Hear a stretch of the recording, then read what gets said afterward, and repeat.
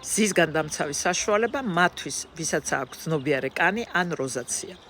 ჩემო კარგებო, ვისაც აქვს ეს პრობლემა კანთან, რა თქმა უნდა, ძალიან კარგად იცით, რომ ძალიან ხშირად ჩვეულებრივი მზის დამცავის გამოყენების შედეგად იწყება წვა და დისკომფორტის სახეზე. ამიტომაც თქვენ შემთხვევაში უნდა ავარჩიოთ ჩვენ საშუალებები, რომლებიც არიან მინერალურ ფიზიკურ ფილტრებზე.